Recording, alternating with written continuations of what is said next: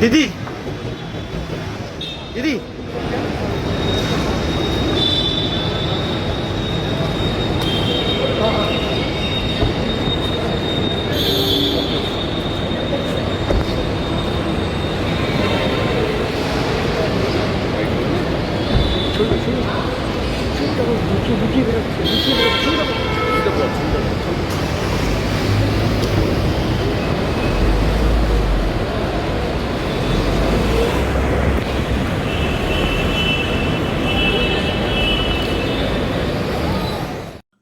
চিনতে পারলেন?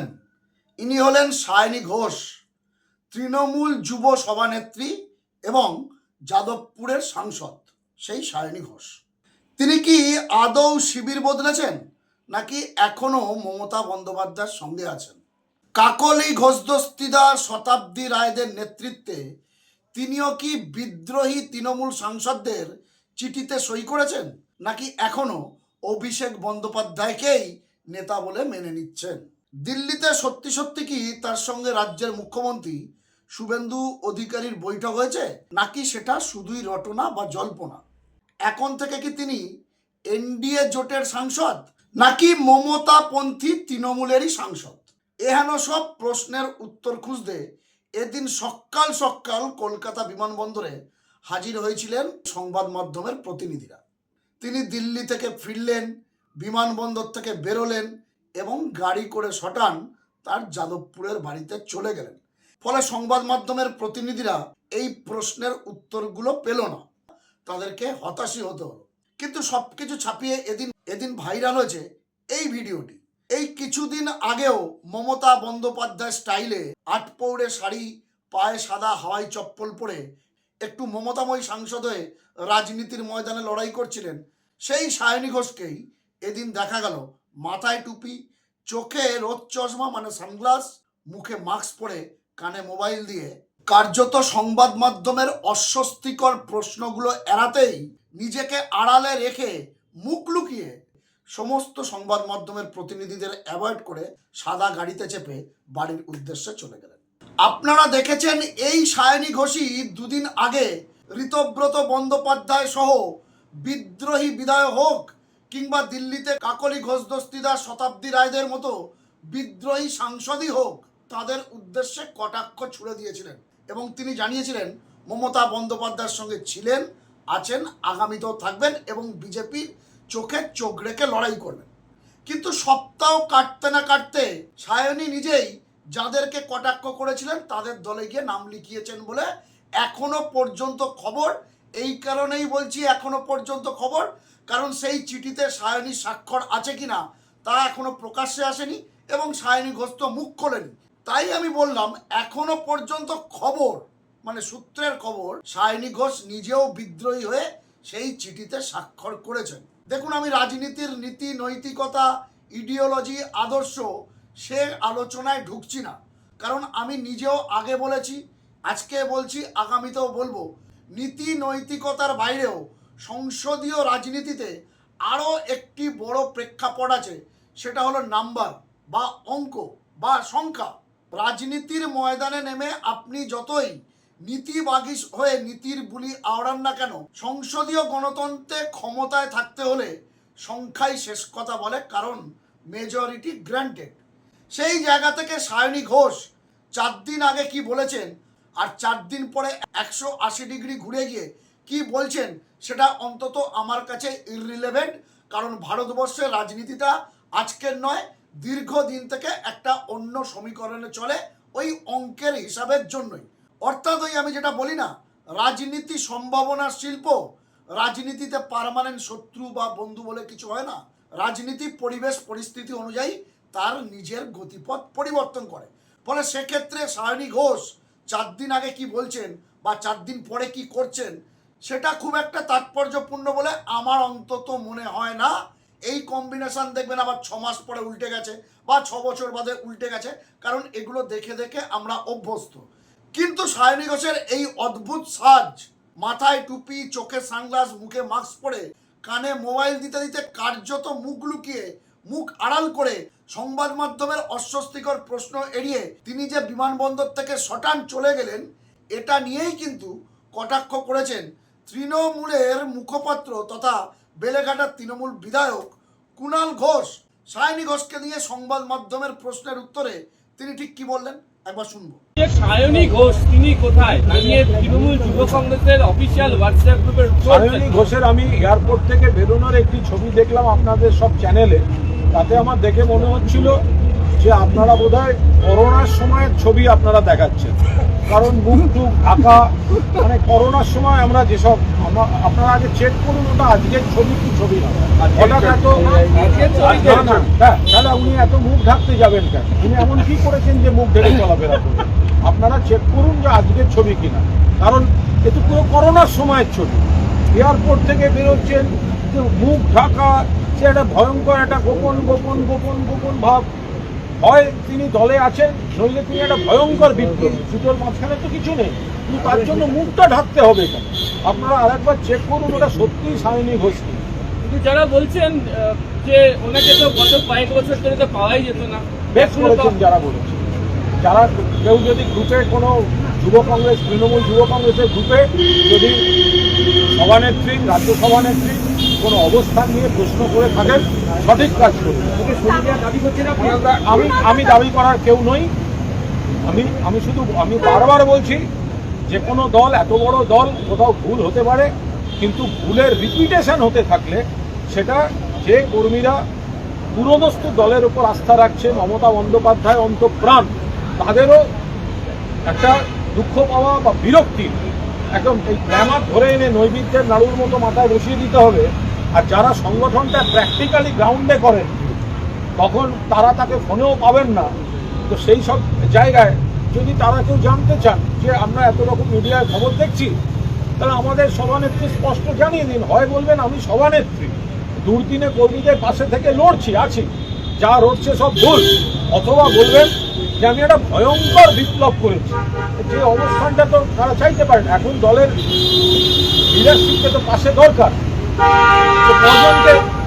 শাখা সংগঠনের প্রধান, তাকে তো যুব সংগঠনের কর্মীরা খুঁজতেই পারেন। যদি তারা তার অবস্থান জানতে চেয়ে থাকেন, ঠিক কাজ করেছেন, বেশ করেছেন। একটা বিষয় যেটা হচ্ছে যে অবস্থান জানতে কি আপনি সাপোর্ট করতে, কিন্তু লাস্ট ওয়ার্কিং কমিটিতে তাকে কেন কোন পারফরমেন্স? আবার বলছি, দল অনেক ভুল লোক বারবার বেঁচেছে। আমি তো পোস্ট করে বলেছি, কারোর খারাপ লাগলে লাগবে, না লাগলে না লাগবে, যে কোনো দলে ভুল হতে পারে, কিন্তু ভুলের রিপিটেশন হতে থাকলে যে কর্মীরা মমতা বন্দ্যোপাধ্যায়ের আন্দোলনের প্রতি, তৃণমূল কংগ্রেসের প্রতি পুরনো আস্থা রেখে এত ব্যক্তি স্বার্থে যে বিশ্বাসঘাতকতা চলছে, সেগুলোর বাইরে গিয়ে যারা দলটাকে এবং মমতাদিকে আঁকড়ে যাদের রাজনীতিটা রাখতে চায়, ভুলের পর ভুল যদি হতে থাকে তাহলে তাদের মধ্যেও একটা বিরক্তি কাজ করে।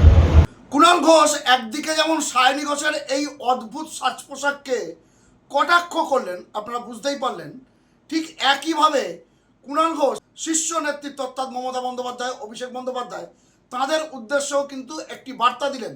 তিনি বললেন, আমি বারবার বলেছি, দলের ভিতরে বলেছি, দলের বাইরে বলেছি, সোশ্যাল মিডিয়ায় পোস্ট করেছি, যে দল একটা বিপর্যয়ের মধ্যে পড়েছে, ভুলগুলোকে শোধরানো দরকার, আত্মসমালোচনার দরকার, কিন্তু বারে বারে যদি একই ভুল হয় তাহলে তো মুশকিল।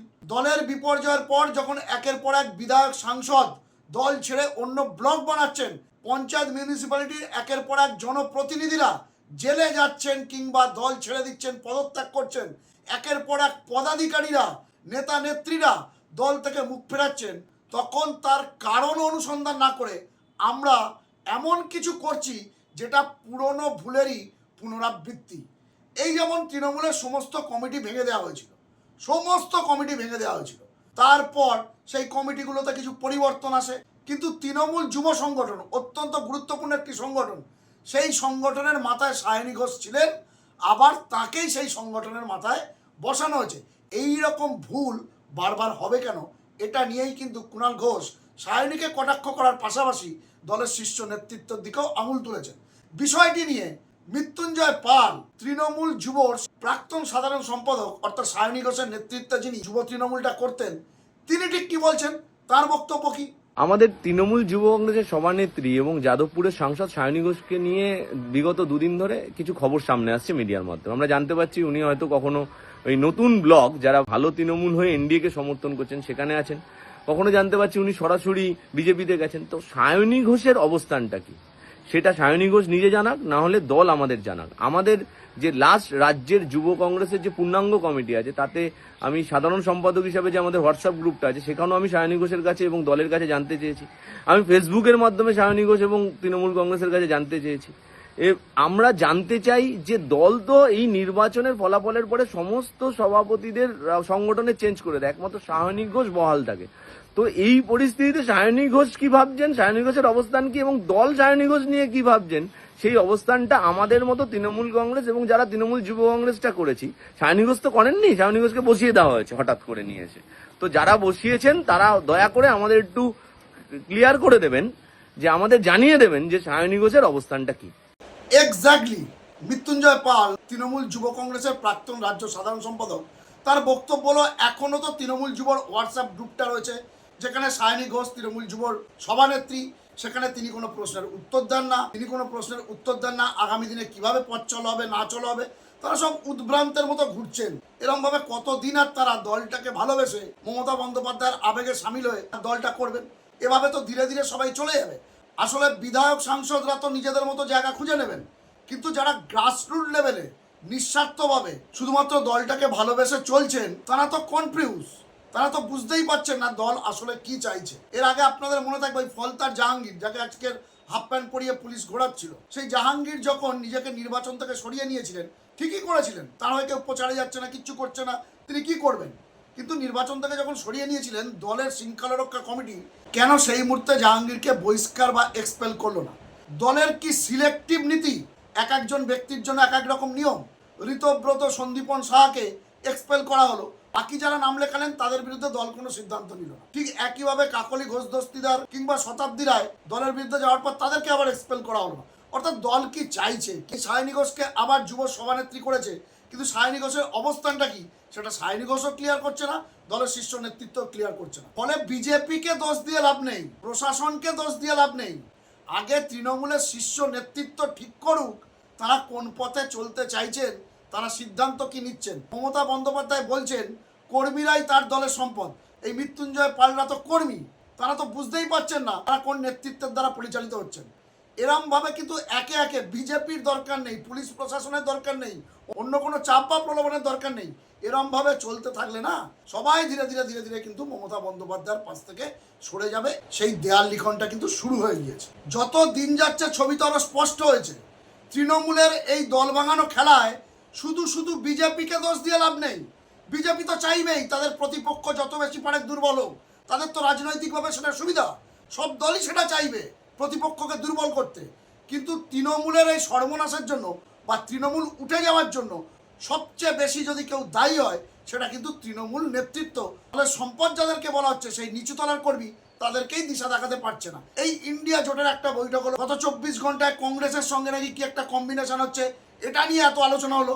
এখনো পর্যন্ত কেউ জানতেই পারলো না ইন্ডিয়া জোটে কি নিয়ে আলোচনা হলো, কিংবা কংগ্রেসের সঙ্গে জোট নিয়ে অথবা কংগ্রেসের সঙ্গে মার্জ হওয়া নিয়ে তৃণমূলের কি মনোভাব। এখনো পর্যন্ত কিন্তু তৃণমূলের কেউ কিচ্ছু জানতে পারলো না। আর দলের নিচুতলার কর্মীরা যখন সরে যাবে তাদেরকে পাল্টিবার শুনতে হবে, তাদেরকে শুনতে হবে বিজেপির দালাল ইত্যাদি ইত্যাদি আরো অনেক কথা।